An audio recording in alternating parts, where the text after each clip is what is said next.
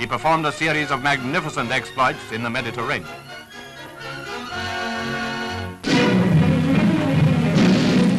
Luftwaffe Day was celebrated not only by Goering and his airmen, but by the Royal Air Force as well. These are some of the men who that night gave Berlin the heaviest pasting it has had so far. Our picture shows part of one of the squadrons of the strong force that went there, an Australian squadron as a matter of fact. The flight commanders were British, the squadron commander was Brazilian, Wing Commander Gong, DFC. Well, I think on the whole it's a very good trip indeed. We got mixed up a bit with a lot of egg on the way, it's pretty sticky, and the searchlights didn't look too good on the way in, just north of Berlin. But I think all those difficulties were well worth it to give Berlin the real prang it got. What do you think of it, David? Well, I think the same. It was quite a very successful raid. About my 5th time there, and I've never seen anything like it before. A lot of built-up areas down beneath, getting well trained, and well, it was a very successful do altogether. And what do you think of it, Keith? Well, I think Jerry definitely had it this time. Certainly was a wizard praying, and I'm certain that it's the heaviest and most concentrated attack Berlin's had. Searchlights are pretty terrific, but otherwise the flak was very light and useless. Well, I quite agree. It was really one of the best raids. It's really bang on the target, and I hope that soon we'll all get a chance to have a few more raids like that. I'm sure that'll help to finish the war very much sooner. The second night after the bombing of Berlin, the Germans visited London. Their effort in no way compared with the RAF's, and although damage was done there and lives lost, the raid was obviously a propaganda reprisal raid. Goebbels was in need of something with which to soothe the shattered Berlin nerves. We can see from the kind of homes that were wrecked how indiscriminate the attack was.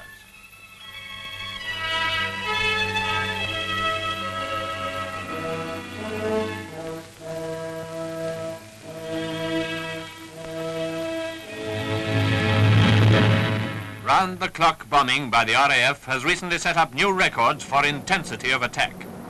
And daylight raids on the Eindhoven model have been causing ever-increasing dislocation of the German war effort in occupied territory.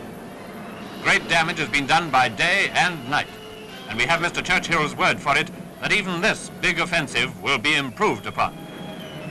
Targets like this one in Holland are being bombed and beaten up every day, and the cumulative effect is something really worthwhile.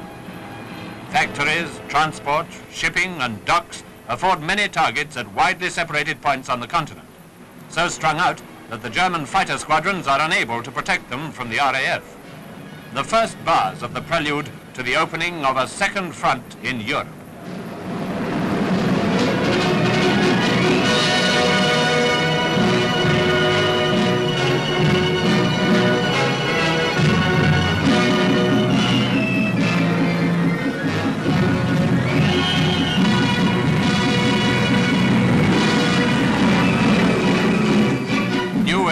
Damage affected at night is now released with pictures showing the aftermath of that famous 1,000-bomber raid on Cologne last May.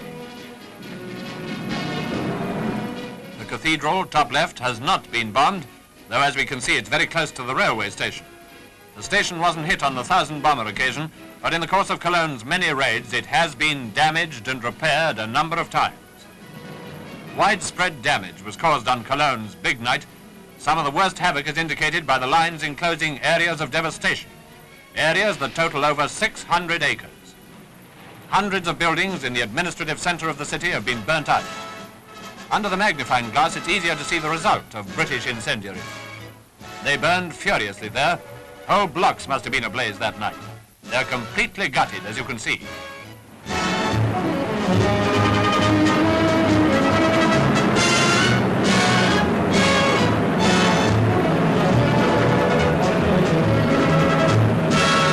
Now for another part of the city. Here, for instance, most of the buildings were large affairs of stone and concrete. Incendiaries did good work among them. Many are badly damaged, if not completely gutted.